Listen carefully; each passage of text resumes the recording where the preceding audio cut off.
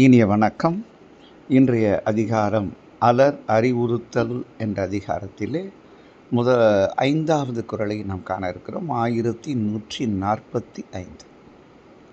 களித்தொருவும் கல் உண்டல் வேற்றற்றால் காமம் வெளிப்படுந்தோறும் இனிது என்ற குறள்.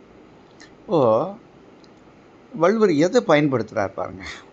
முதல்லையே ஒரு இடத்துல சொல்கிறார், நமக்கு தெரியும் 1090 இல்லையா, உண்டார்கண் அல்லது அடுநரா காமம் போல் கண்டார் மகிழ் செய்தல் அன்று. இந்த குறளையும் நம்ம ஒப்பிட்டு பார்க்கலாம். இப்போ போதை கல் குடித்தவருக்குத்தான் போதையை தரும். உண்டார்கண் அல்லது அடுநரா காமம் போல். ஆனால் இந்த காதல் பார்த்தாலே போதை தருதுன்னு சொன்னார். அது உண்டால் தான். இது பார்த்தாலே போதை என்று எழுதியவர் திருவள்ளுவர் 1090. இந்த இடத்துல கல் அதே மாதிரி பயன்படுத்துகிறார். எப்படின்னா, களித்தொருவும் கல்லுண்டல் வேட்டுன்னா வேட்கை என்று பொருள். மீண்டும் மீண்டும் நம்ம வேட்பு என்று சொல்வோம் இல்லையா. அப்போது களித்தொருவும் கல்லுண்டல் வேற்றற்றால், இந்த களித்தொரும் குடிக்க குடிக்க குடிக்க கல் உண்டவர் அருந்த அருந்த அருந்த அது மீது நாட்டம் அதிகமாகும், தேடி செல்லும் போக்கு அதிகமாகும். அதனால தான் விட முடியலன்னு சொல்லக்கூடியவங்கள டி அடிக்ஷன் சென்டரில் சேர்த்து அதிலிருந்து வெளிப்பட்டு கூட திருப்பி குடிக்கிற அளவுக்கு அவங்க போயிடுறாங்க. ஏன்னா அது ஒரு வேட்கை. கல் உண்டல் எதுக்குமே ஒரு பழக்கத்துக்கு நம்ம அடிமை ஆகிட்டோம்னா அதுலேருந்து மீள்வது என்பது மிக மிக கடினம்.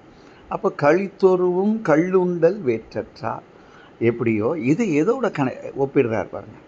காமம் வெளிப்படுந்தோறும் இனி. இந்த அலர் தூற்றி தூற்றி இதை பற்றி இவங்களை பற்றி பேசி பேசி பேசி பேசி இதனால் அவங்க காதல் இல்லாமல் செய்யலாம் அப்படின்னு பார்த்தா அது தவறான முடிவு. ஏன்னா குடிக்க குடிக்க எப்படி அவர்கள் வேட்கை அதிகமாகிறது, அதுபோல் இவர்கள் இதை பற்றி பேச பேச பேச அது அழிவதில்லை, மாறாக மீண்டும் பல சக்தியோடு, அதாவது ஒரு ஆற்றல் மிக்க சக்தியோடு அது வெளிப்படுகிறது.